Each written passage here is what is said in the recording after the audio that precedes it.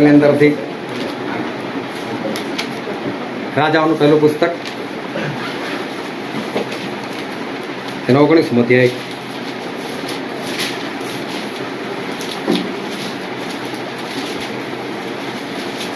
પહેલો રાજા એનો 19મો અધ્યાય ના ક્રમાંક છે 9મી કલમથી લઈને એની 14મી કલમ સુધી. પહેલો રાજા 19:9-14. તેણે ત્યાં એક ગુફામાં જઈને ત્યાં ઉતારો કર્યો, અને જુઓ, યહોવાનું વચન તેની પાસે આવ્યું, ને તેણે તેને પૂછ્યું કે એલિયા, તું અત્રે શું કરે છે? તેણે કહ્યું કે સૈન્યોના દેવ યહોવાને સારું, મને ઘણી જ આસ્થા ચડી છે, કેમ કે ઇઝરાયલ પુત્રોએ તારા કરારનો ત્યાગ કર્યો છે, તારી વેદીઓને પાડી નાખી છે, ને તારા પ્રબોધકોને તલવારથી મારી નાખ્યા છે, અને હું એકલો જ બચી રહ્યો છું, અને તેઓ મારો પણ જીવ લેવા શોધે છે. તેણે કહ્યું કે બહાર આવીને પર્વત પર યહોવાની સમ્મુખ ઉભો રહે. અને જુઓ, યહોવા ત્યાં થઈને જતો હતો, ને ભારે તથા જોરાવર વાયુ પર્વતોને ફાડતો તથા યહોવાની સમ્મુખ ખડકોના ટુકડા કરતો હતો, પણ એ વાયુમાં યહોવા ન હતો. અને વાયુ પછી ધરતીકંપ થયો, પણ એ ધરતીકંપમાં યહોવા નહોતો. અને ધરતીકંપ પછી અગ્નિ પ્રગટ્યો, પણ તે અગ્નિમાં યહોવા નહોતો. અને અગ્નિ પછી એક કોમળ ઝીણો સાદ સંભળાયો. એલિયાએ એ સાંભળ્યો ત્યારે એમ થયું કે પોતાનું મુખ પોતાના જબ્બાથી ઢાંકીને તે બહાર નીકળ્યો, ને ગુફાના મોં આગળ ઊભો રહ્યો. અને જુઓ, તેની પાસે એક એવો સાદ આવ્યો કે એલિયા, તું અહીં શું કરે છે? તેણે કહ્યું કે સૈન્યના દેવ યહોવાને સારું, મને ઘણી જ આસ્થા ચડી છે, કેમ કે ઇઝરાયલ પુત્રોએ તારા કરારનો ત્યાગ કર્યો છે, તારી વેદીઓને પાડી નાખી છે, ને તારા પ્રબોધકોને તલવારથી મારી નાખ્યા છે, અને હું એકલો જ બચી રહ્યો છું, અને તેઓ મારો પણ જીવ લેવા શોધે છે. ઈશ્વર પિતાનું વાંચેલું વચન આપણા માટે પુષ્કળ આશીર્વાદિત છે, અને ઈશ્વર પિતાનું વચન સત્ય છે, અને બાઇબલનું વચન કહે છે કે તમે સત્ય જાણશો અને સત્ય તમને મુક્ત કરશે. આજે ફરીને એક વખત ખૂબ ધ્યાનથી આપણે ઈશ્વરના વચનો સાંભળીએ, એને ગ્રહણ કરીએ, વિશેષ કરીને આપણે પ્રમાણે ચાલીએ, આકાશના રાજ્યના આપણે વારસદાર થઈએ. કારણ કે આ પૃથ્વી છોડ્યા પછી આપણી પાસે બે જ જગ્યા છે, એક છે સ્વર્ગ અને એક છે નર્ક, અને બેઉ સનાતન કાળના માટે છે. એટલે એક જગ્યા પર ગયા પછી બીજી જગ્યા પર આપણે જઈ શકતા નથી. એટલે આપણે શરૂઆતથી જ એવી રીતે જીવન જીવવાનું છે કે આપણે આકાશના રાજ્યની અંદર આપણે જઈ શકીએ. હાલેલુયા. ત્યારે પ્રભુ શું આ પૃથ્વી પર આવેલા, અને જ્યારે આ પૃથ્વી પર આવેલા ત્યારે એમનું એક ખાસ કામ હતું. અને પ્રભુ શું એમને કંઈ આવા ખાતર નતા આવ્યા, પણ તેમને એક યોજના હતી. એક યોજના એ હતી પ્રભુ શુંની કે માણસ જાત જે સત્યના વશમાં હતી એને છોડાવવાની હતી. હવે એને છોડાવવાની હતી એટલે જેવું તેવું કામ નહોતું, પરંતુ એની કિંમત ચૂકવવાની હતી. અને કિંમત હતી એમનું પોતાનું પ્રાણ, એમનું પોતાનું જીવ, એમનું પોતાનું સંપૂર્ણ લોહી એમણે વેવડાવવાનું હતું. પ્રભુ શું આ પૃથ્વી પર આવ્યા એનું કારણ હતું કે એમણે સેવા કરવાની હતી, કરાવવાની નહોતી. પ્રભુ શું આ પૃથ્વી પર આવ્યા એનું કારણ હતું કે માદાઓને સાજા કરવાના હતા, ભૂતો કાઢવાના હતા, જે લોકો શ્રાપિત અવસ્થામાં હતા એ લોકોને આશીર્વાદિત કરવાના હતા, ભૂખ્યાઓને ભોજન ખવડાવવાનું હતું, તરસ્યાઓને પાણી પીવડાવવાનું હતું. અને આ બધા કાર્યો માટે પ્રભુ ઈસુ ખ્રિસ્ત આ પૃથ્વી પર આવેલા. આંધળાને દ્રષ્ટિ આપવાના માટે અને સુવાર્તા પ્રગટ કરવાના માટે પ્રભુ ઈસુ આ પૃથ્વી પર એ આવેલા હતા. સાથે સાથે પ્રભુ ઈસુ ઉપદેશ કરવાનો હતો. એમણે જે કંઈ આપણા માટે વચનો હતા એ વચનો પ્રગટ કરવાના હતા. જૂનો કરાર જે આપણને આપવામાં આવેલો હતો, જે માણસો સમજી નતા શક્યા, એનો ખુલાસો પણ પ્રભુએ કરવાનો હતો. કામ વધારે હતું અને કામ મોટું પણ હતું. અને પ્રભુ એકલા જ હતા કે જેમણે આ કામ જે છે એ પૂરું કરવાનું હતું. અને માટે પ્રભુ ઈસુને ઘણા બધા લોકોની જરૂર હતી કે જેમને આ કામની અંદર હાથ લગાવી આપે, સહાય કરે, મદદ કરે. અને માટે પ્રભુ ઈસુએ 12 શિષ્યોને ઠરાવ્યા. પ્રભુ ઈસુએ બીજા 70 શિષ્યોને પણ ઠરાવ્યા. અને પ્રભુ ઈસુએ બીજા ઘણા બધા શિષ્યો હતા કે જે લોકોની ગણતરી બાઇબલમાં નથી લખી, પરંતુ 12 શિષ્યો અને 70 શિષ્યોની ગણતરી લખેલી છે.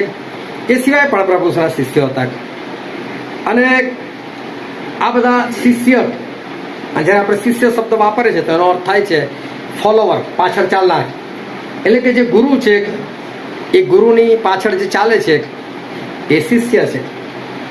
તો આ 12 શિષ્યો અને 70 શિષ્યો એટલે એમના જે ગુરુ એટલે પ્રભુ ઈસુ ખ્રિસ્ત, એમનું કહેલું કરનાર લોકો હતા, એમની પાછળ એ ચાલનાર લોકો હતા. અને પ્રભુ ઈસુ આ લોકોની સાથે એક વાત કરેલી હતી. અને આપણે એક વચન વાંચીએ, લુકની લખેલી સુવાર્તા તેનો 10મો અધ્યાય તેની પહેલી કલમ. લુકની લખેલી સુવાર્તા 10મો અધ્યાય પહેલી કલમ. આ બનાવ બન્યા પછી પ્રભુએ બીજા 70 શિષ્યોને ઠરાવ્યા અને જે પ્રત્યેક શહેર તથા જગામાં તે પોતે જવાનો હતો ત્યાં તેઓમાંના બબ્બેને પોતાની આગળ મોકલ્યા. જો પ્રભુ ઈસુ જ્યાં જવાના હતા ત્યાં આ 70 જણાને 2 જણની જોડમાં એ લોકોને મોકલ્યા. એટલે કે 35 ટુકડીઓ પાડી અને લોકોને કીધું કે જાઓ અને તમે જે જગ્યા પર મારે જવાનું છે એ જગ્યા પર તમે મારું કામ જે છે પ્રગટ કરો. સાથે પ્રભુ શિષ્યોને વાત પણ કરેલી હતી. આપણે બીજી કલમ વાંચીએ, માથે લખેલી સુવાર્તા 10મો અધ્યાય એની પહેલી કલમ. પછી તેણે પોતાના 12 શિષ્યોને પાસે તેડીને અશુદ્ધ આત્માઓને કાઢવાનો તથા હરેક તરેનો મંદવાડ તથા હરેક જાતનો રોગ ટાળવાનો અધિકાર તેઓને આપ્યો. બાઇબલનું વચન કે છે કે પ્રભુએ પોતાના શિષ્યોને બોલાવ્યા અને દરેક પ્રકારની બીમારી દૂર કરવાનો અધિકાર અને દરેક પ્રકારના દુષ્ટાત્માઓને હાંકી કાઢવાનો અધિકાર પ્રભુ ઈસુએ લોકોને આપ્યો. અને આ શિષ્યોએ કામ પણ કર્યું. 70 શિષ્યો ગયા, અલગ અલગ જગ્યા પર ગયા, બહુ ખુશ થતા આવ્યા. કારણ કે પ્રભુ ઈસુના નામથી, એમના આપેલા અધિકારથી દુષ્ટાત્માઓ એમને તાબે થયા હતા. અને આ શિષ્યો જે છે એ બધા કામ કરીને બહુ ખુશ થઈને એ લોકો આવ્યા હતા. સાથે પ્રભુ ઈસુએ બીજી પણ વાત કરેલી. એ લોકોને વાંચો આગળ 6, 7 અને 8મી કલમ, માથી 10, 6, 7, 8. પણ તેના કરતા ઇઝરાયલના ઘરના ખોવાયેલા ઘેટાની પાસે જાઓ અને તમે જતા જતા એમ પ્રસિદ્ધ કરો કે આકાશનું રાજ્ય પાસે આવ્યું છે. માદાઓને સાજા કરો, રક્તપિત્યાઓને શુદ્ધ કરો, શુદ્ધ કરો, મોયલાઓને ઉઠાડો, મરેલાને પણ ઉઠાડો, ભૂતોને કાઢો, તમે મફત પામ્યા મફત આપો. આ બધી આજ્ઞા પ્રભુ પોતાના શિષ્યોને આપી. તમારે આટલું કામ કરવાનું છે. હું તમને અધિકાર આપું છું. હું તમને એક આજ્ઞા આપું છું કે તમે લોકો જાઓ, માદાઓને સાજા કરો, ભૂતો કાઢો, મરેલાને જીવતા કરો, રક્તપિત્યાઓને કોડિયાઓને તમે શુદ્ધ કરો. અને આ બધું તમને મફત આપું છું. તમે પણ આગળ શું કરો? મફત આપો કે છે. આ બધા કામ પ્રભુએ પોતાના 70 શિષ્યોને, પોતાના 12 શિષ્યોને એ કામ સોંપ્યા. 70 શિષ્યોએ કામ કર્યા, 12 શિષ્યોએ પણ કામ કર્યા. અને 70 શિષ્યો કામ કરીને આવ્યા, બહુ ખુશ હતા. પણ ત્યાર પછી એક વાર પ્રભુ ઈસુ ખ્રિસ્તે એક ઉપદેશ કર્યો. આનો ઉપદેશ આ લોકોને બહુ ભારે લાગ્યો. ઉપદેશ એવો કર્યો પ્રભુ ઈસુએ કે મારું માંસ જે છે ને ખરેખર ખાવાનું છે અને મારું લોહી ખરેખર પીવાનું છે. તો આ 70 શિષ્યો જ્યારે આ વાત સાંભળી તો લોકોને આશ્ચર્ય થયું કે આ માણસ પોતાનું લોહી આપણને પીવા માટે આપે, એનું માંસ ખાવા માટે આપે. આવું કઈ રીતે ખાઈ શકાય, કઈ રીતે પી શકાય? અને આ વાત એ લોકોને બહુ કઠણ લાગી, એ લોકોને ભારે લાગી. અને યોહાનના 6 અધ્યાયની અંદર લખેલું છે 60મી કલમની અંદર કે લોકોને આ વાત બહુ કઠણ લાગી. અને પછી 66મી કલમમાં લખેલું છે કે શિષ્યો બધા છોડીને જતા રહ્યા. ત્યાર પછી એ લોકો પ્રભુ ઈસુ ખ્રિસ્ત સાથે એ લોકો ચાલ્યા નહીં. આ 70 શિષ્યો જે છે એ પ્રભુ ઈસુને છોડીને એ લોકો જતા રહ્યા. જે કામ પ્રભુએ સોંપેલું હતું, ભૂતો કાઢવાનું, માનવને સાજા કરવાનો, ઉપદેશ કરવાનો, સુવાર્તા પ્રગટ કરવાનું, આંધળાને દ્રષ્ટિ આપવાનું, દેવનું રાજ્ય પ્રગટ કરવાનું, આ બધા કામ જે હતા એ બધા કામ પડતા મૂકીને આ 70 શિષ્યો જે છે એ લોકો ત્યાંથી એ જતા રહ્યા. ધ્યાનથી સમજો. અને ત્યાર પછી એક માણસ હતો અને એના છોકરાને વળગેલું હતું. અને લોકો આ 70 જણ જોયા એટલે ખુશ થઈ ગયા. તો પ્રભુ ઈસુના શિષ્યો એટલે એની પાસે લઈને ગયા. પણ એ લોકો પછી ભૂત નતા કાઢી શક્યા. એ લોકોથી એ કામ જે છે એ કામ થયું નહોતું. જે બાબત માટે ઈશ્વરે એ લોકોને તેડેલા હતા એ કામ પડતું મૂકી દીધું અને એ લોકો જતા રહ્યા. 12 શિષ્યો પ્રભુ સર વળગી રહ્યા. પ્રભુ એ લોકોને પણ પૂછી લીધું કે તમે પણ શું મને છોડીને જવા માંગો છો? પિત્તરે ના પાડે કે પ્રભુ તમને છોડીને ક્યાં જઈએ કે છે, કારણ કે અનંત જીવનની વાતો તો તમારી પાસે છે. અને 12 શિષ્યો પ્રભુ સર વળગી રહ્યા. પ્રભુ શું એકવાર એ શિષ્ય સાથે વાત કરતા કરતા એ રીતે વાત કરી કે અમારે યરુશલેમ જવાનું છે, બધા મને પકડી લેશે, મને મારશે, મને કોરડા મારશે, મને વધસ્તંભ પર ચડી દેશે, મારી પર થૂકશે, મારી ઠઠ્ઠા મસ્કરી કરશે, અંતર્જાલી હશે કે હું મરીને પાછો જીવતો પણ થઈશ. હવે જ્યારે આ બધી વાતો શિષ્યો સાંભળી, તેમાંનો ખાસ શિષ્ય જે હતો પિત્તર, એ પિત્તરને ક્રોધ ચડ્યો કે અમારો ગુરુ આવી બધી વાતો કરે છે. અને આપણે બાઇબલની અંદર વાંચીએ કે પિત્તરના શબ્દો બહુ સરસ કઈ રીતે પ્રભુ સાથે વાત કરે છે. માથે લખેલી સુવાર્તા તેના 16મો અધ્યાય એની 22મી કલમ. ત્યારે પિત્તર તેને એક બાજુ લઈ જઈને તેને ટપકો દેવા લાગ્યો. બાઇબલ કહે છે પિત્તરે ઠપકો આપ્યો અને કહ્યું કે હા, અરે પ્રભુ, એ તારાથી દૂર રહે. પ્રભુને કીધું કે આ બધું તારાથી દૂર રહે કે છે. શું કામ તને આ બધું થાય? એવું તને કદી થશે નહીં. એવું તને કદી નહીં થાય કે જે શું કામ તને લોકો મારે, શું કામ તારી પર લોકો થૂકે, શું કામ આવું તારી સાથે થાય? પિત્તર પ્રભુ શું કહે છે આ બધું નહીં થાય તારી જોડે કે છે, ના થવું જોઈએ આ બધું. પણ પ્રભુ શું બહુ સરસ વાત કરે છે. વાંચો આગળ. પણ તેણે પાછા ફરીને પિત્તરને કહ્યું કે પ્રભુ શું પાછળ ફરીને પિત્તર એવું કે છે, અરે શૈતાન, અરે શૈતાન, મારી પછવાડે જા. મારી પછવાડે જા, તું મને ઠોકરરૂપ છે. તું મને ઠોકરરૂપ છે.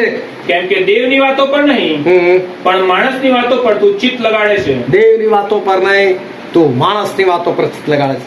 બહુ ધ્યાનથી સમજો. 70 શિષ્યો પ્રભુ છોડીને જતા રહ્યા, કામ પડતું મૂકી દીધું. હવે લોકો પ્રભુ નું કામ નથી કરી રહ્યા, હવે લોકો શિષ્ય નથી રહ્યા.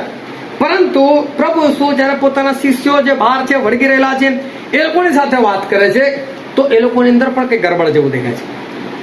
પિત્તર એવું કહે છે પ્રભુ આ તમને બધું ના થાવ. હવે ખરેખર શિષ્ય એટલે શું? ગુરુની પાસે ચાલનાર. જો ગુરુ કે છે મને આવું થવાનું છે, તો શિષ્ય શું કહું છે? હા પ્રભુ જલ્દી થાવ, સારું છે, તમે કહો છો થવું જ જોઈએ આ બધું, તમારા ગુરુ છો, તમે જે બી કહેતા હશો બરાબર જ કહેતા હશો ને. પણ પ્રભુનું કામ પડતું મૂકીને પિત્તર શૈતાનનું કામ કરી રહ્યો છે. પ્રભુનું કામ એ છે કે પ્રભુને આ લોકોએ એક હૌસલો આપવાનો, ઉત્તેજન આપવાનું. હા પ્રભુ ભલે થતું થવા દો, અમે છે તમારી સાથે. પણ પિતા શું કહે છે? ના ના પ્રભુ તમને આ બધું ના થાવ કે છે. તો પ્રભુએ શું કહ્યું? એ શૈતાન, મારી પછવાડે જા કે છે, તું તો મને ઠોકરરૂપ છે. શું પ્રભુએ આવું કામ સોંપેલું ઠોકર મૂકવાનું કે તમે લોકોને ઠોકરરૂપ બનો? આ તો ગુરુ જ ઠોકરરૂપ બને છે. એટલે જે પ્રભુએ કામ સોંપ્યું છે ને એ કામ નથી કરે, આ તો બીજું કામ કરે, ઠોકર મૂકવાનું કામ કરે છે. તું માણસની વાતો પર ચિત્ત લગાડે છે, દેવની વાતો પર નહીં. તો પ્રભુ શું કીધું કે દેવની વાત પર ચિત્ત લગાડો. આ કામ હતું પિત્તરનું.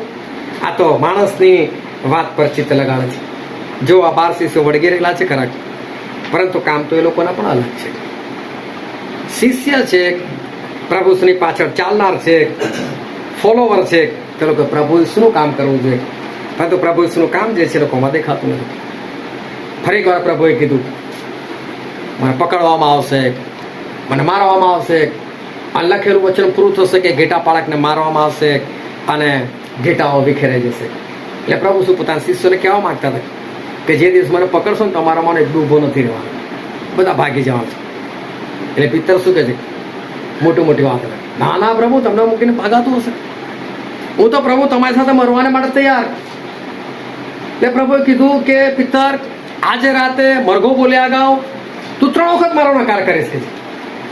તો પિત્તર કે પ્રભુ તમારે જો મરવાનું થાય ને જેલમાં બી જવાનું થાય તો તૈયાર, બાકી નકાર બકારની વાત નહીં કરે, એ બધું ના કરું.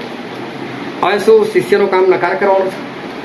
શું શિષ્યનું કામ ગુરુનો નકાર કરવાનો છે? પિત્તર 3 વખત નકાર કર્યો ને, પ્રભુ શું મૂકીને ભાગી ગયા ને લોકો. એટલે શિષ્યો જે છે રહ્યા ખરા પ્રભુ ઈસુ સાથે, શિષ્ય તરીકે એમનું નામ પણ રહ્યું, પરંતુ એ લોકો પ્રભુ ઈસુનું કહેલું કામ જે છે એ કરતા નતા. એક વાર મરિયમ આવે છે, પ્રભુ અત્તર લગાડે છે, અને યહૂદા ઇસ્કરિયોત ગુસ્સો થઈ ગયા છે. આ અત્તર તો કહે છે કે 300 દિનારે વેચાત કે છે, અને પૈસા લઈને આપણે ગરીબોને ના આપી દે કે છે. પણ કે ગરીબોને માટે એને ચિંતા હતી એટલા માટે નતો બોલ્યો, પણ પૈસા છે ને એની પાસે રહેતા હતા. થેલી યહૂદા ઇસ્કરિયોત પાસે રહેતી હતી, અને એટલે એ અંદર ચોરી લેતો હતો. તો શું ચોરી કરવાનો પ્રભુ શીખવાડે? શું ચોર બનવાનો પ્રભુ શીખવાડે? પણ જો પ્રભુ સો શિષ્ય, જ્યારે ખજાનચી કહેવાય, એ તો પૈસા ચોરી લેતો હતો, ચોર હતો. આ કામ પ્રભુ શું નથી આપ્યું? જે કામ પ્રભુ શું નથી સોંપ્યું એ શિષ્યો કરતા હતા. ગુરુ પાછળ ચાલતા હતા ખરા, શિષ્યો કહેવાતા હતા ખરા, પરંતુ ગુરુનું કામ તો એ લોકો કરતા હતા. આ તો ચોર હતો, પિત્તર નકાર કરનાર હતો. બધા લોકો પ્રભુ શ્રી મૂકીને ભાગી જતા હતા. એટલું જ નહીં, પ્રભુ સુગ્રીસ મરી પણ ગયા, સજીવન પણ થઈ ગયા, શિષ્યોને દર્શન પણ આપ્યું કે હું જીવતો થઈ ગયો છું. તો પણ પિત્તર એકવાર શું કહે છે? હું તો માછલા પકડવા માટે છું. તો પ્રભુએ કામ શું સોંપેલું? હવેથી પિત્તર તું માણસોને પકડનાર થઈશ. તો એને પેલું માછલાનું કામ પડતું મૂકેલું. 3.5 વર્ષ પછી પિત્તર કહે હું તો માછલા પકડવા માટે છું. આ પ્રભુનું કામ નથી. અને બીજા શિષ્યોને પણ ઉશ્કેરે છે, આવું જ લાગે. તો બધા કહે ચલો, જો પિત્તર જ માછલા પકડવા જતો જે મેઇન માણસ, તો પછી બીજા બધા કેમ ના પાડે? આ બી કંઈ પ્રભુનું કામ નથી, આ પ્રભુ સોંપેલું કામ નથી. આ લોકો બધા એ માછલા પકડવા માટે એ લોકો જતા રહ્યા. હું ધ્યાનથી સમજો, હું સ્કૂલમાં ભણતો હતો અને 10મા ધોરણની અંદર હતો. ભણવાનું તો ગમતું નહોતું, અને એમાં મારો એક મિત્ર હતો, એ પણ મારા જેવો જ હતો. એને પણ ભણવાનું ગમે નહીં, અને બેઉ સરખા. હવે ગુલ્લો મારવાનું બધું સાંભળેલું ખરું, વખતે ગુલ્લો મારેલો હતો એટલે બીક લાગે. પણ એકવાર હોમવર્ક નહોતું કર્યું તો માર ખાવો એના કરતાં ગુલ્લો મારી આજે. હું શું કરવું છે? તો હું બેટ લઈ આવું છું મારા ઘરેથી, હું સારું બોલ લઈ આવું છું. સ્કૂલનો ડ્રેસ પહેર્યો, ચોપડા બી લીધા, અને અમે લોકો ઘરથી શરૂઆત તો સ્કૂલ બાજુ જ કરી. પછી ધીરે અમે લોકો ફંટાઈ ગયા, અને પછી અજાણી જગ્યા પર અમે લોકો જતા રહ્યા. અને ત્યાં જઈને હવે સ્કૂલના બધા 5 કલાક અમારે પાસ કરવાના હતા. એ કરીએ શું? એટલે પેલો બોલ ને બેટ એટલા માટે લીધો. હવે રમનાર કોણ? બેઠા એકલા અજાણી જગ્યા પર ગયેલા. અમને બીજા બેને કોઈ ઓળખે નહીં. હવે બે હજાર સ્કૂલનો ડ્રેસ, દફતર એક બાજુ મૂકેલું, અને અમે ક્રિકેટ રમીએ. હવે એટલા અમે એક ઓળખીતા બેન ત્યાંથી નીકળી ગયા. મેં કીધું આવી કરી. એટલે હમણાં મને કીધું અહીંયા શું કરો ના? આ ક્રિકેટ રમતા હતા, તમને નહીં દેખાતું હતું. પણ પૂછે અહીં શું કરો છો? કે જાવ તો મારી પાસે બી નથી, આવું તારા ઘરે કે છે કહેવા માટે. એટલે બીક લાગી કે જો ઘરે ખબર પડશે તો પછી થશે શું? પણ એ સ્કૂલનો ડ્રેસ, સ્કૂલ બીજી દિશામાં છે, અમે લોકો બીજી દિશામાં છે, ભણવા જવાની જગ્યા પર અમે ક્રિકેટ રમી રહ્યા છીએ. એટલે અમને પૂછે છે કે શું કરો છો? એમ દેખાય છે ને? નથી દેખાતું ને, પણ કહેવાય માગે છે કે તમારું કામ આ નથી ક્રિકેટ રમવાનું. તમે ડ્રેસ પહેરો, તમે સ્કૂલમાં હોવા જતા હતા અત્યારે, આ જગ્યા પર તમે લોકો એના શું કરો છો? કે છે આ જગ્યા પર તમે લોકો નતા હોવા જોઈતા. આ તમારું કામ નથી. જો ડ્રેસ પણ છે સ્કૂલનો, વિદ્યાર્થી પણ ગણાય છે, પણ આ બે કામ નથી અમારે. કામ કંઈક અમે બીજું કરી રહેલા છે. આ શિષ્યનું કંઈક આવું હતું. લેબલ ખરું શિષ્યનું, પ્રભુ શું પાસે ચાલવાનું પણ ખરું, પણ કામ જે હતા એ કામ એ પ્રભુ સુના નહોતા. ગુરુ જે કામ સોંપતા હતા એ કામ એ લોકોના જીવનની અંદર દેખાતું હતું. એકવાર એક સેવક હતા, અને એમની સાથે પણ એમનો ચેલો. આ 2 જણા જતા હતા.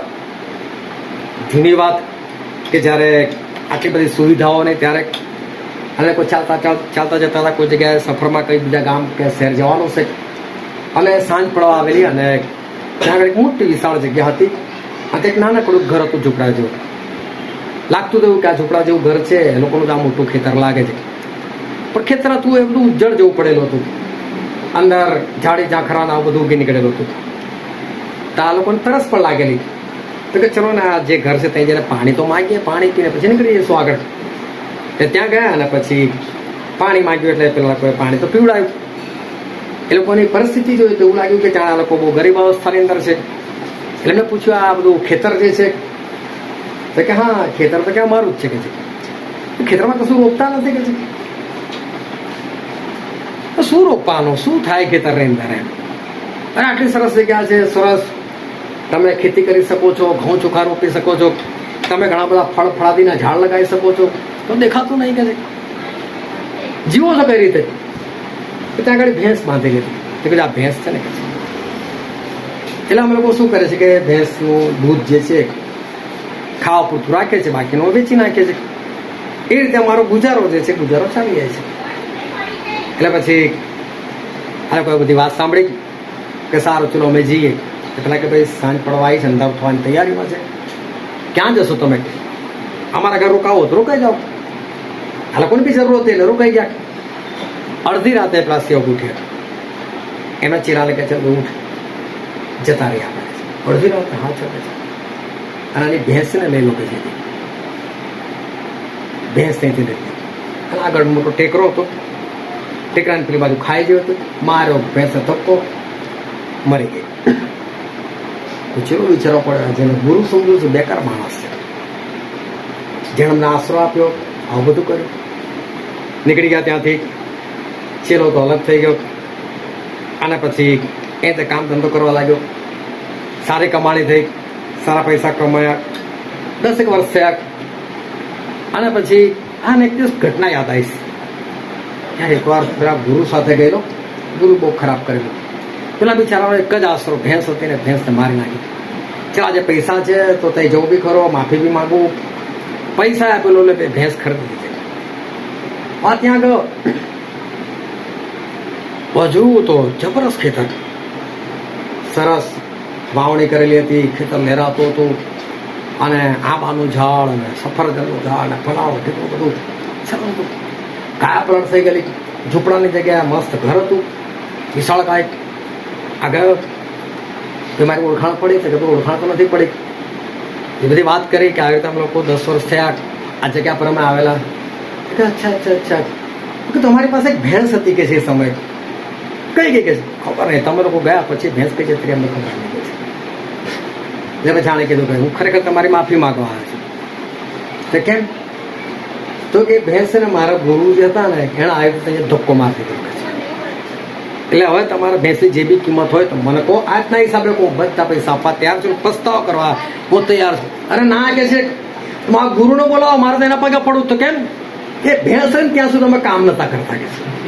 એ ભેંસ ગઈ ને અમને ખબર પડે કે કામ કરવું પડશે કે છે. અને અમે કામ કર્યું. આજે તો 50 ભેંસો અમે ખરીદી શકીએ એમ છે કે છે. તમારા ગુરુને બોલાવે જે બી કર્યું ને અમારે બહુ સારું કર્યું છે. ખેતર છે તો ખેતી માટે જ હોય ને, કે ઝાડી ઝાખરા માટે થોડું છે. જગ્યા છે તો પછી એની પર ફળ ને એવું બધું લાગવું જ જોઈએ ને. તો માણસો કરતા નથી કામ. શાના માટે વસ્તુ છે એનો ઉપયોગ એ કરતા નથી. કહેવાય છે ખરા શિષ્ય, કહેવાય છે કે પ્રભુ છો મારા ગુરુ, પરંતુ કામ તો હોવું છે. હા તો ખાલી લેબલ, તમે કોણ? મેં બધો ખ્રિસ્તી લોકો છે. પરંતુ એક લેબલ લઈને એ માણસો ફર્યા કરે છે. એ કંપનીની અંદર હોતો અને એ કંપનીની અંદર મારી પોસ્ટ કંઈક અલગ હતી. અને એકવાર એવું થયું કે ઝેરોક્સ કાઢવાની હતી. એટલે અમારી કંપનીમાં જે રૂમની અંદર ઝેરોક્સનું મશીન હતું અને અમારે ઝેરોક્સ કાઢવાની એટલે મારે ખાલી પેલી ઘંટડી દબાવવાની એટલે પટાણ દોડતા હોય શું છે સાહેબ એમ મને કે. એટલે મારે એને કાગળ આપી દે એટલે ભાઈ આજે એને ઝેરોક્સ કાઢી નાખી. તો મેં ઘંટડી મારી તો જણાવ્યા, મને કીધું કે પેલો ભાઈ તો નથી કે મારે બી કંઈ હતું નહીં, મારે બી એમ જ કે ભાઈ ના હોય તો હું કઈ રીતે કાઢવા દઉં. પણ મને એવું થયું કે ચલે હું ઝેરોક્સ કાઢી લઉં, એમાં શું છે, હા ઝેરોક્સ જ કાઢે એટલે ખાલી પેલું ઊંચું કરે ને મશીન નીચે મૂકી દેવાનું છે, બટન દબાવવાનું નીકળી જશે. અને હું ત્યાં ગયો, મેં ઝેરોક્સ કાઢી અને ત્યાં આગળ અમારે એક મેનેજર ઉભો રહેતો હતો અને એ કશું બોલ્યો નહીં જ્યાં સુધી મારી ઝેરોક્સ નીકળી ગઈ. ઝેરોક્સ નીકળીને જ્યારે નીકળતો એટલે મને બોલ્યા, અમે કંઈ કયા ડિપાર્ટમેન્ટમાં છે? એટલે હું પર્સનલ ડિપાર્ટમેન્ટમાં છું. સર તારી પોસ્ટ કઈ? મેં મારી પોસ્ટ આ છે. ઝેરોક્સ કાઢવાનું કામ કોનું છે? મેં પટાવા. તું કેમ આવ્યો?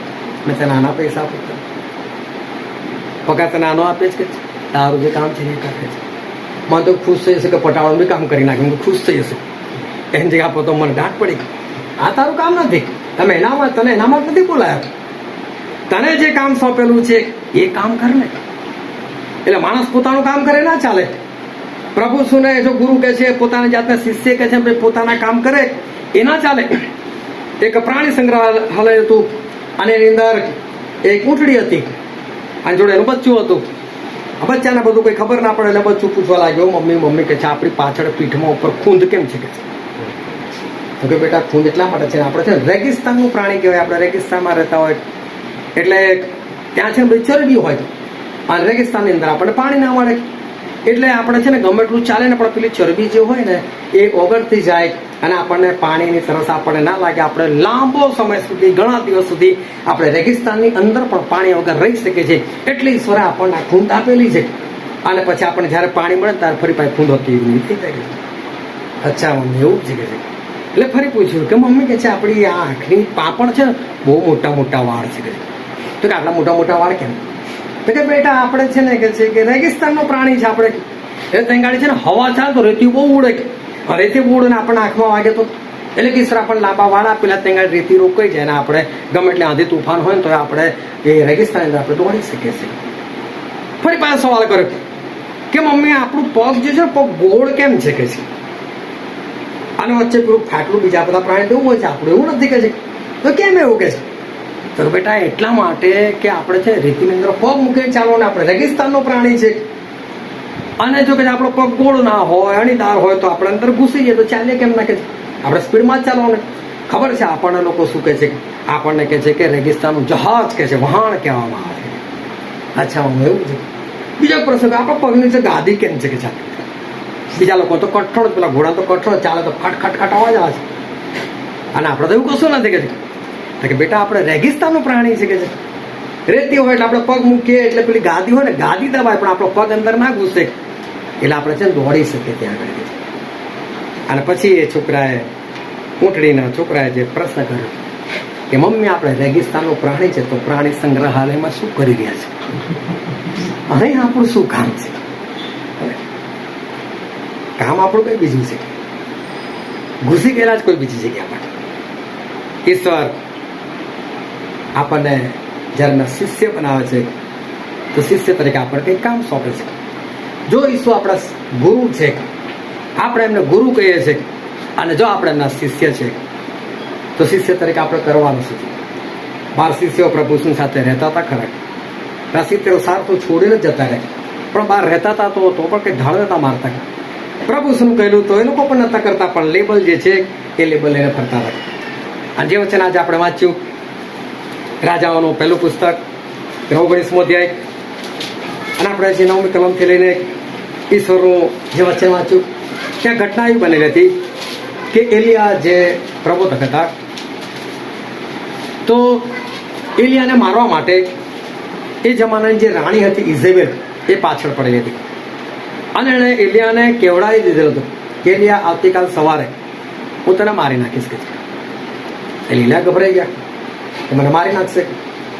એટલે એલિયા અને એમની સાથે એમનો જે ચાકર હતો, એમનો જે સાથી હતો એ બંને ભાગ્યા અને બંને ભાગ્યા અને એલિયા પેલાને એક જગ્યા પર ઉભો કે તું અહીં ઉભો રહે, મારું આ બનેલું છે, તું મારી સાથે સાથે ફરજ કે તારું બી મોત થાય ના કરતા તું અહીં રહે, હું મારું ફોડી લઈશ, મને ભાગવા દે. અને એલિયા ત્યાંથી ભાગી ગયા. ખબર ને આગળ પાછળ જોયો, આગળ કેટલું દોડ્યા કેટલું નહીં, પણ એલિયા થાકી ગયા અને એક ઝાડ નીચે જઈને સૂઈ ગયા. આ ઝાડ નીચે સૂઈ ગયા, ક્રોધમાં પણ હતા અને એમ કે ઈશ્વર હું તમારું કામ કરું છું ને મારી પરિસ્થિતિ જુઓ. ત્યાં સૂઈ ગયા અને ઈશ્વરે પોતાના સરદૂતને મોકલ્યા. સરદૂત આવ્યા, એલિયાને જગાડ્યા.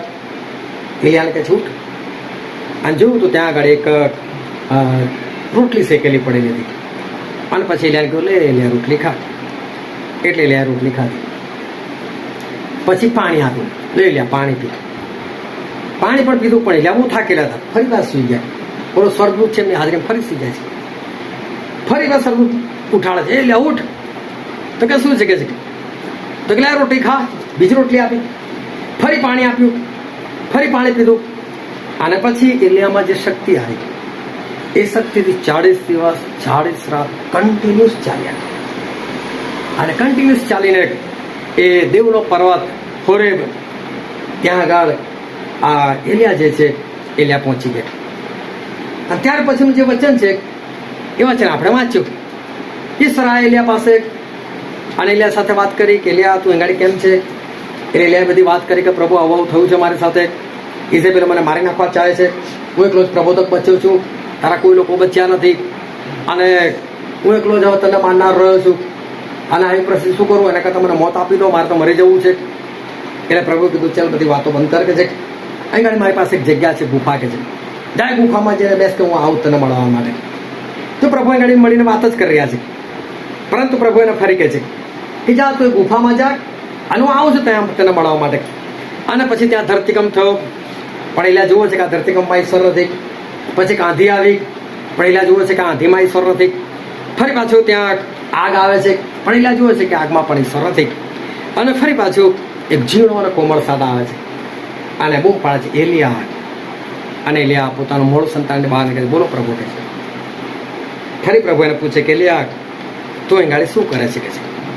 અને એલિયા ફરી વાત કરે છે કે પ્રભુ મારી સાથે આવી ઘટના બનેલી છે, હું એકલો જ છું, ઇઝેબેલ મને મારવા ફરી રહી છે અને હું ભાગી રહ્યો છું.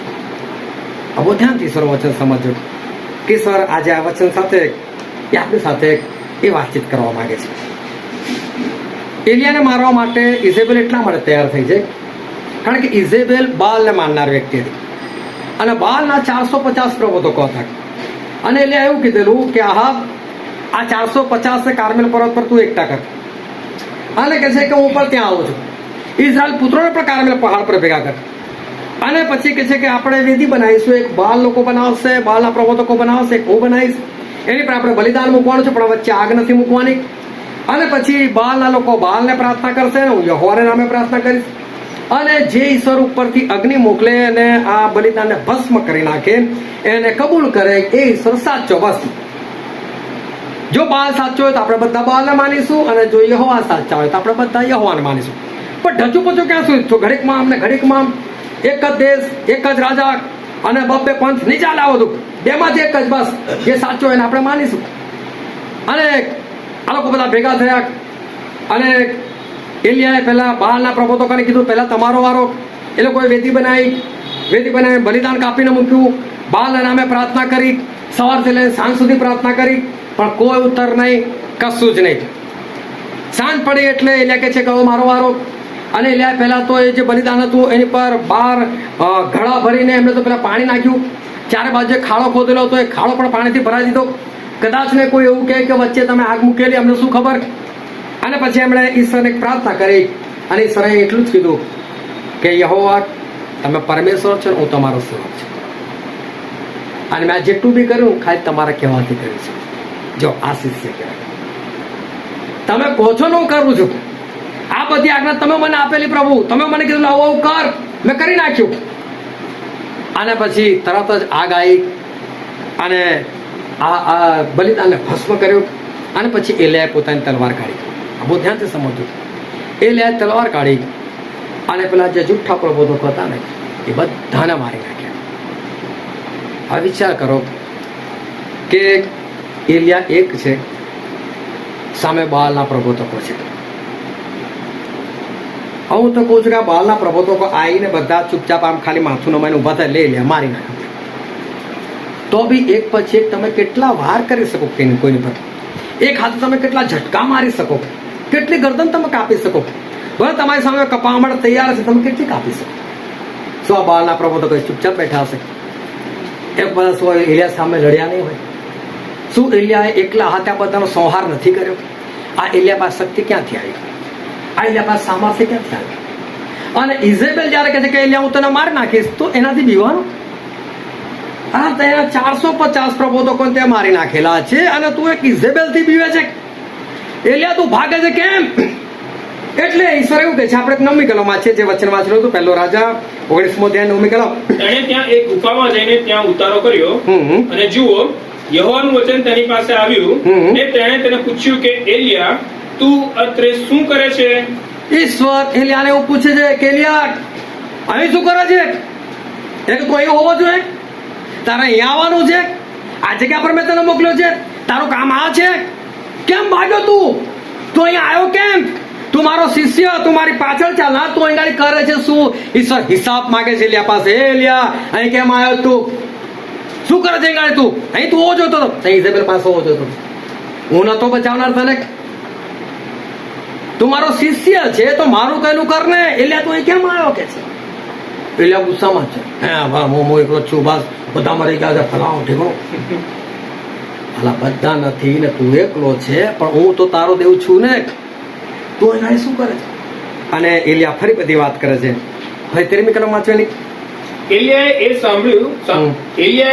સાંભળ્યો ત્યારે એમ થયું કે પોતાનું મુખ પોતાના જબ્બાથી ઢાંકીને તે બહાર નીકળ્યો ને ગુફાના મોં આગળ ઉભો રહ્યો. હા. અને જુઓ, તેની પાસે એક એવો સાથ આવ્યો કે એલિયા, તું અહીં શું કરે છે? ફરી ઈશ્વર કે છે, એલિયા શું કરે તું અહીં ગાડી? કે છે, શું તારા અહીંયા કામ છે તારું? શું મેં તને ગાડી મોકલ્યો છે? શું આ જગ્યા પર તારું કોઈ કામ છે? કેમ આવ્યો તું અહીં ગાડી? મને જવાબ આપ કે છે. એલિયા હજુ પણ ગુસ્સામાં છે. એ ત્રીજી વખત પ્રભુને એવું જ કે છે, પ્રભુ એકલો જ બચ્ચો છું, તારા કોઈ પ્રબોધક નથી રહ્યા, તને માનનાર કોઈ નથી, ને પેલી જે ફલાણો ઢીકણું, એ જ બધી વાત આ એલિયા ફરી કરે છે. અને જો પ્રભુ એને જવાબ શું આપે છે, વાંચો તેની 15મી કલમથી.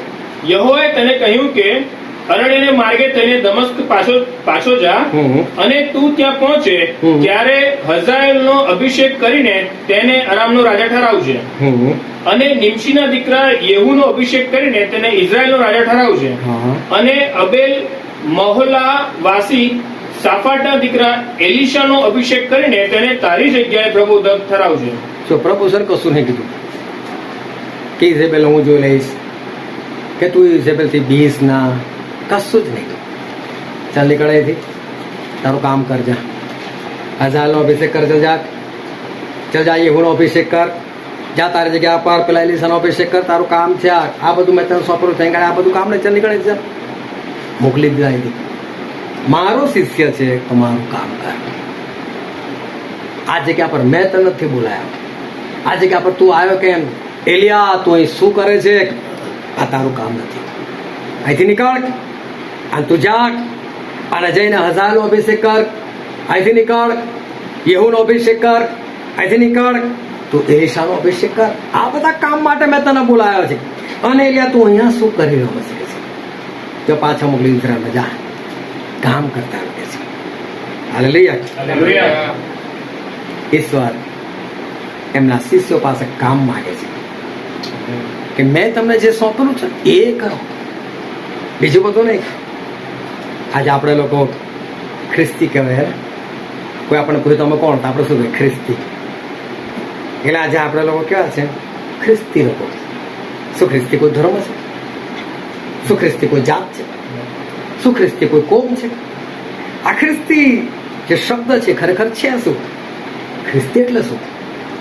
અને રોમનોના પત્રમાં એવું લખેલું છે, નવા કરારના રોમનોનો પત્ર, તેનો 8મો અધ્યાય, તે 9મી કલમ. પણ જો દેવનો આત્મા તારામાં વસતો હોય તો તમે દૈહિક નથી પણ આત્મિક છો. પણ જો કોઈને ખ્રિસ્તનો આત્મા નથી, જો કોઈને ખ્રિસ્તનો આત્મા નથી, તો તે ખ્રિસ્તનો નથી. તો તે ખ્રિસ્તનો નથી, એટલે કે ખ્રિસ્તી નથી. અને આ ખ્રિસ્તી કોઈ જાત નથી, ખ્રિસ્તી કોઈ ધર્મ નથી, ખ્રિસ્તી કોઈ કોમ નથી. પણ ખ્રિસ્તી એટલે શું? જેનામાં ખ્રિસ્તનો આત્મા છે. અને ખ્રિસ્ત કોણ હતા? પ્રભુ ઈસુ ખ્રિસ્ત. જેનામાં એક ખ્રિસ્તનો આત્મા. અને ખ્રિસ્ત એટલે શું? બચાવનાર, છોડાવનાર. હે, એટલે જેનામાં બચાવનાર આત્મા હોય, જેનામાં છોડાવનાર આત્મા હોય, જેનામાં ખ્રિસ્તનો આત્મા હોય, એ ખ્રિસ્ત. પ્રભુ શું કેમ ખ્રિસ્ત તરીકે ઓળખાતા હતા? કારણ કે એમનામાં ખ્રિસ્તનો આત્મા હતો. અને ખ્રિસ્તનો આત્મા હતો તો પ્રભુ શું કામ કરતા હતા? માદાઓને સાજા કરતા હતા, ભૂતો કાઢતા હતા, આંધળાઓને દેખતા કરતા હતા, લંગડાઓને ચાલતા કરતા હતા, ઉપદેશ કરતા હતા, દેવનું રાજ્ય પ્રગટ કરતા હતા. આ ખ્રિસ્તનું કામ. શિષ્યને શું કીધું? તમે આજ કામ કરો એવું કીધું ને? તો શિષ્યને પણ શું આપ્યું? ખ્રિસ્તનો આત્મા. તમે ખ્રિસ્તના કામ કરો, તમે બચાવવાનું કામ કરો. આ વિચાર કરો, બચાવવાનું કામ કરવાનું અને એ જ માણસ ભાગતો હોય તો એ ખ્રિસ્તી કઈ? એટલે ખ્રિસ્ત એ છે કે જેની અંદર ખ્રિસ્તનો આત્મા છે. જો આજે આપણે આપણી જાતને તમે ખ્રિસ્તી કહેતા હોય તો તમારા જીવનમાં કામ કેવું હોવું જોઈએ? જો તમે ખ્રિસ્તી છો તો તમારા કામ કેવા હોવા જોઈએ? ખ્રિસ્તના કામ હોવા જોઈએ. તમારી અંદર આત્મા કયો હોવો જોઈએ?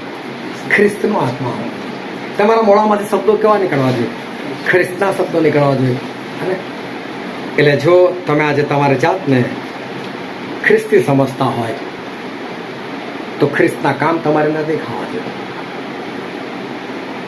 પણ ખ્રિસ્તી દવાખાનામાં જઈને પેઠેલું હોય તો પ્રભુ અહીં શું કહે, અલા અહીં શું કરે તું, અહીં તો મેં તને નહીં મોકલ્યો દવાખાને. હાલેલુયા. હાલેલુયા. કે ને પ્રભુ, જો એલિયાને કે આટલા મોટા પ્રબોધન જેમને જીવતા ઉઠાય તો તમે શું એ કે અહીં તને કોણ મોકલેલા, તું કેમ આવ્યો ગાડી, તાર તો જેને સાજા કરવાના લોકોને, અને તું અહીં ગાડી કેમ આવ્યો? પ્રભુ તું સાજો તો આવ્યા છે.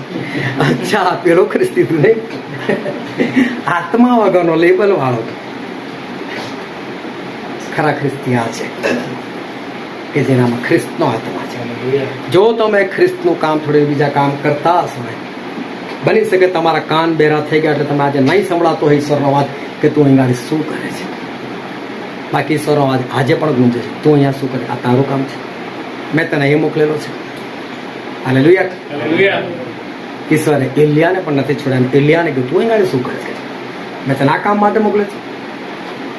3 વખત પ્રભુએ સવાલ કર્યો, પછી મોકલ્યો તો જા જા કામ કરતું. આ ઇઝેબેલ બધી વાત છોડ, મેં તને જે કામ સોંપ્યું છે એ કામ કર.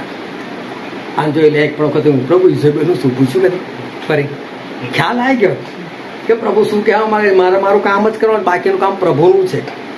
હાલેલુયા. હાલેલુયા.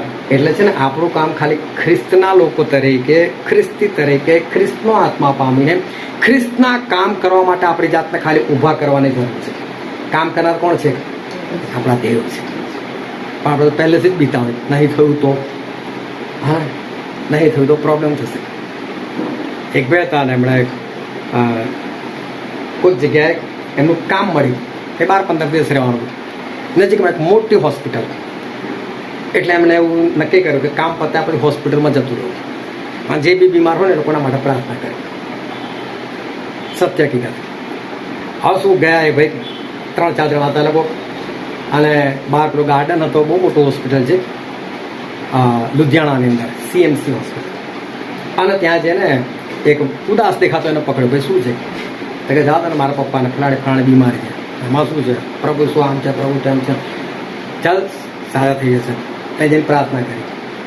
બીજા સાલે કોઈ કહે ચલો સાક્ષી સાંભળવા મળશે, બીજા દિવસે કે પેલો ભાઈ તો મરી ગયો. બીજાને પકડ્યો, એના માટે પ્રાર્થના કરી. ત્રીજા દિવસે એવું મરી ગયો, ત્રીજા દિવસે ફરી ગયા, ત્રીજો બી મરી ગયો, ચોથા દિવસે ગયા જ નહીં. આજે શું મારશે આપણને કોઈ કહે, હા એને કશું તો કરે છે કે મરી જાય છે. ખ્રિસ્તના કામ હોવા જોઈએ. હાલે ખ્રિસ્ત શું કહે છે? તેઓને જીવન મળે અને તે પુષ્કળ મળે માટે હું આવ્યો છું. તો જીવન મળવું જોઈએ આપણાથી. આપણા કામ એવા હોવા જોઈએ, નહીં તો પ્રભુ તમને પૂછશે કે તું અહીં ગાડી શું કરે છે.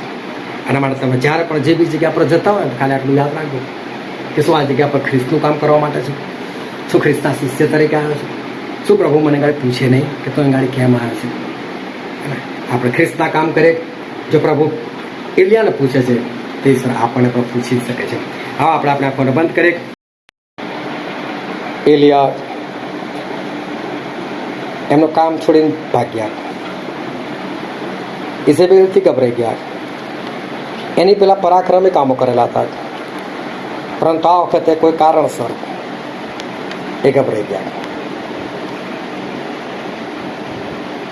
પરંતુ પ્રભુ એમને સવાલ કર્યો, એલિયા તું અહીંયા શું કરે છે? શું આ તારું કામ છે? શું મેં તને આ કામ માટે મોકલ્યો છે?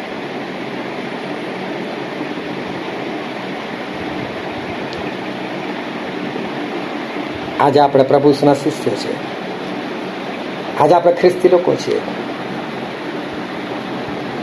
તો આજે ઈશ્વર જો ખ્રિસ્તના કામ નહીં દેખાય તો એ પૂછશે કે તું અહીંયા શું કરે છે.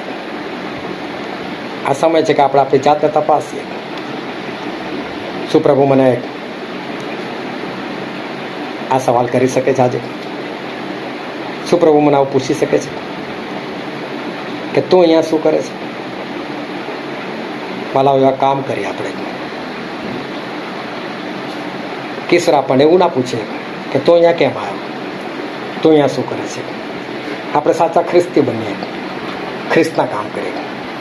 આ વચન સમજવા માટે, તેને ગ્રહણ કરવાના માટે, એ પ્રમાણે ચાલવાના માટે પ્રભુ ઈસુ ખ્રિસ્તની કૃપા આપણા દરેક પર થાવ.